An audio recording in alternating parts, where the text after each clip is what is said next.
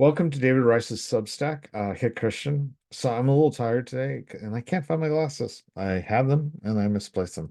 That's normal for me. All right, so I had an interview with Jonica Hope that came out yesterday. So Mrs. Hope and I spoke about a lot of issues at the state convention. Then I had another article which came out at later that day. Um, and I had spoken to the Springfield Parking Company. I spoke to the Springfield Police Department, and then I also spoke to the general manager of the University Plaza Hotel. He works for, I think the whole thing is owned by a company called Atrium. And so put this in front of the camera.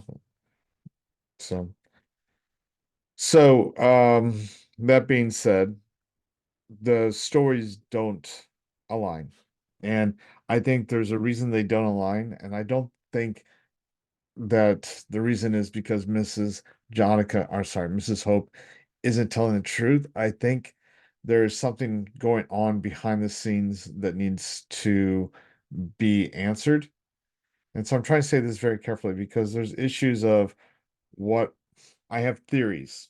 I have theories about what really did happen. I've been trying to be very neutral and very careful about putting those theories out. But let me give you some ideas of what I think may have happened. One, an employee at the hotel wanted to clear the parking lot at the convention center so that the prom attendees could have the parking lot to themselves and not worry about anyone taking up their spot so they had to go so far.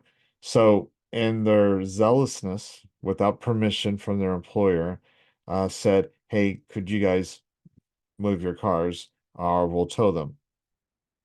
I think they could have just asked without putting in the threat of, or you will be towed.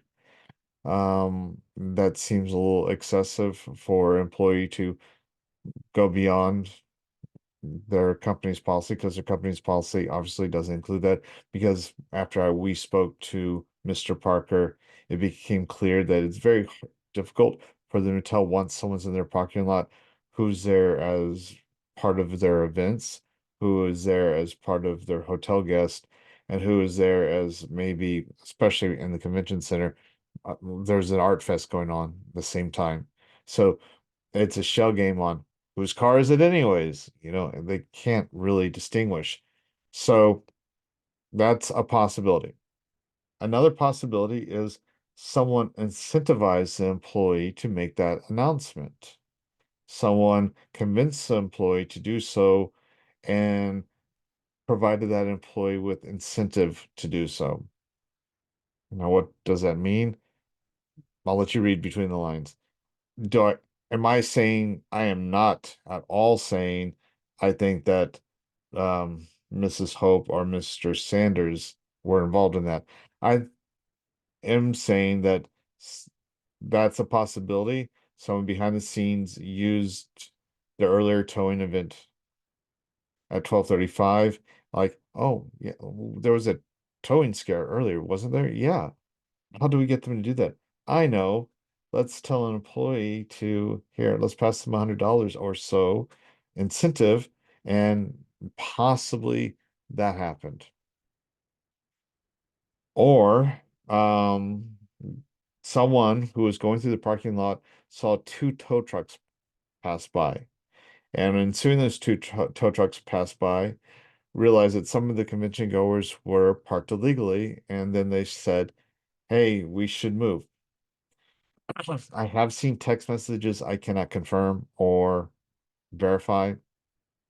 Without confirmation and verification, the text messages may as well not exist. I know that journalism is not a court of law, but when I get things secondhand, it's not something I can bring to you. Not like when I go and I talk to the general manager of the hotel. That's something I can bring to you. Those are verifiable accounts. So with that being said, I don't think it's fair for us to continue as the seventh congressional district to, or the whole state, I think, is really doing it, to continue to lay the blame at the feet of Mrs. Hope or Mr. Sanders. Yes, they are visible. Yes, Mrs. Hope gave me the interview, and yes, Mr. Sanders was at the mic and he spoke. I think there were people making decisions behind the scenes that should be brought forward, not, well, just brought forward to answer questions, to give their side. I've been told that this person in particular is afraid of death threats on their life. Um, Welcome to the club. Kind of, being a journalist, there's really no protection for us on that issue. So, um, I put out Mrs. Hope's story and I put out the stories from the businesses because I knew they conflicted. My hope in doing so was to bring to light or put pressure on whoever wasn't telling the truth to come forward, or whoever knew the truth to come forward. So I think that's what's going on. Someone is not telling the truth, or someone knows the truth and needs to come forward. And as a journalist, that's just what I do. I can only give you interviews and um, facts. And so I had interviews from Mrs. Hope, then I had interviews from the Springfield Police Department, from Mr. Parker and Mr. Scott. So four entities. Um, and the stories don't align, but that doesn't mean Mrs. Hope is a liar. And I don't think she is trying to mislead anyone on what happened Saturday. I think something else happened, and I would like the person who does know to share that with us. We have a right to know. Um, Hiding behind supposed death threats when no one knows who this person is, um, it seems like a really unfair burden of proof, and that this person won't even do an off the record interview where we don't mention their name, we don't mention their identity, we don't even mention their gender. There's not even a willingness to do that. All I've heard is uh, you'll skew the story. I don't skew the story. I just tell the truth. And then telling the truth is not telling the story in a way you want to be heard. That's not skewing the story. That's just not telling it the way you want to be heard. So,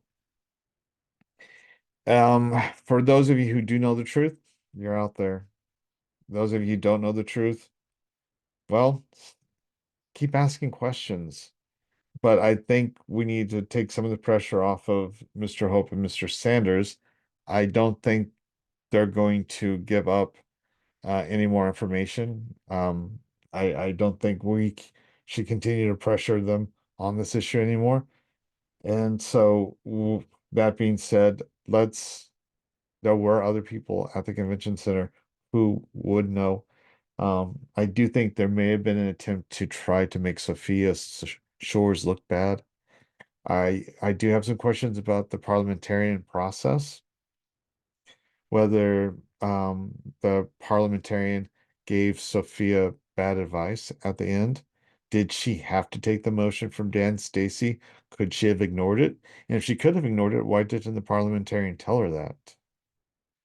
If she couldn't have ignored it, then why are the state convention rules set up in such a way as to ask for a quorum question at the end of the day when business isn't concluded and a lot of people have left? That's a really important question.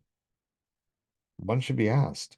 If the state rules are set up in that way, if they read that way, then perhaps we need to change the state rules. State GOP's convention rules are poorly written if that's the case. And if they're not poorly written, if they don't force a motion from the floor to be heard, then then why did the parliamentarian give her bad advice to tell her to accept the motion and doing so in the meeting with before all business had been concluded?